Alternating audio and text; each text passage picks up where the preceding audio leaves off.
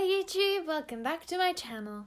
Today I'm going to be doing my third museum review, and it is on the Imperial War Museum in London. It is also including the Holocaust exhibition that was also inside. This was actually my summer holiday project for history.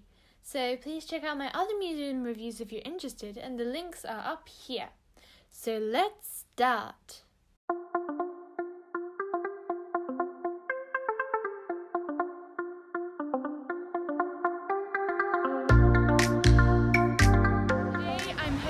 Imperial War Museum in Southwark, London, to learn about the Holocaust. So let's go!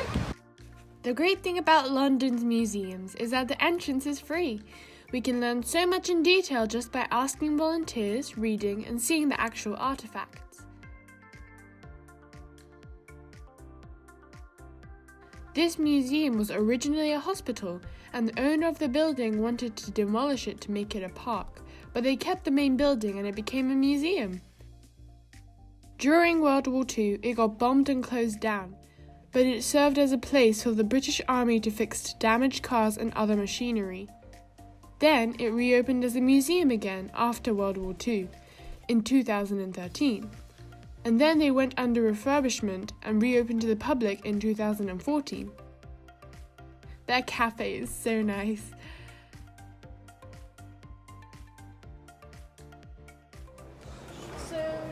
Green rocket that you just saw in the last video was actually German, and that contained a warhead in the very top, and that was very, very explosive. However, it wasn't actually as explosive as it could have been. They were making nuclear weapons that could have created so much more damage. However, we managed to make it first, so that means that we managed to win the war. The technology that the Nazis used managed to advance many areas of science. It was also used in rocket technology, which managed to help America get to the moon. Some Nazi scientists were smuggled or allowed to live in the USA. The Holocaust section was only for 14 years and over.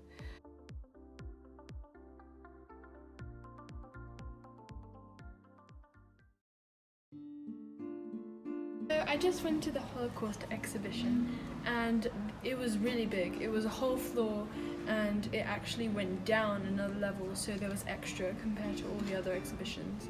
And there was a lot of things like personal stories, and also written diaries and other records, and they were all really quite depressing. And well, that is expected because it was a really sad period of history.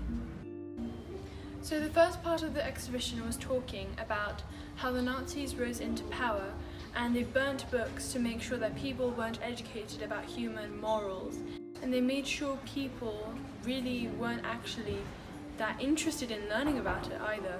So they ended up just following the Nazis blindly without actually knowing why. The Nazis used propaganda and fear to make people submit into their regime, and they ended up putting the SS soldiers in front of Jewish shops to make sure that German citizens were deterred from using those Jewish shops. They made Jewish people wear armbands that had the Jewish star on them, which clearly marked them as Jewish people. And they said they felt like animals walking in the streets as they saw people look at them in disgust. So there was a section that talked about how Jewish people spread from the Middle East. They were pushed from country to country until most of them settled in Poland, where they managed to thrive and they managed to enjoy their culture, and everybody managed to get together without being discriminated. However, Germany was actually not doing very well economically, so they wanted to blame it on someone.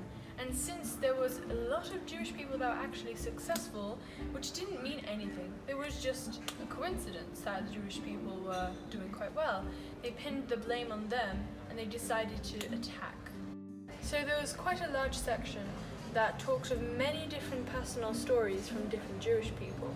For example, people from Germany or the ones in Poland, and they all had depressing stories to tell. So the very first video I saw was the first personal story that I heard, and it was of a girl, or a lady, when she was younger. She saw a ritual bath building, and she saw SS soldiers going into the ritual bath building and dragging out people naked, and then shooting them, and then covering them in gasoline, and then burning them alive. After the invasion, there was a square in Poland that contained a ritual bath, a synagogue, and lots of places for Jewish people to live in. It was like a community. However, because there was such a high concentration of Jewish people there, they did target that area, and a lot of people there were massacred. Another, which I find very morally disturbing, was one where they had to all carry placards that said, "I'm a dirty Jew." On the 9th of November, there was a night called Kristallnacht, and I'm not sure if that's the right pronunciation, but it was when a Jewish man, called Herschel, killed Ernst von Rath, and he was a German politician. A man called Herschel assassinated Ernst von Rath, and Herschel was a Jewish man, and he was then symbolized as an evil Jewish man. So there are many concentration camps, and there are a lot of stories that come from there. And it was almost surprising that even thousands managed to make it out alive. That Einstein was actually Jewish, and he was born in Germany. He fled from Germany and came to America, and he suggested that they use the nuclear bomb technology to defeat Germany in the war. This led to the Manhattan Project, which was led by Oppenheimer. However, in the end, he realized how much death that his creation had caused, and he committed suicide. After the war, Einstein apologized to the Japanese ambassador that his suggestion ended up killing so many innocent people in Japan. Seeing wars which actually killed so many people was very sad. I saw many Jewish people in the exhibition as well as foreign visitors, and made me appreciate that we live in this time where there is no war and there is peace, and all nationalities are coexisting in the city of London peacefully.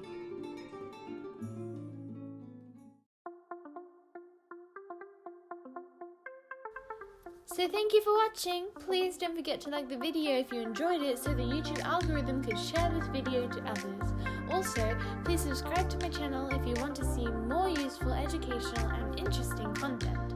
I hope to see you again soon. Bye!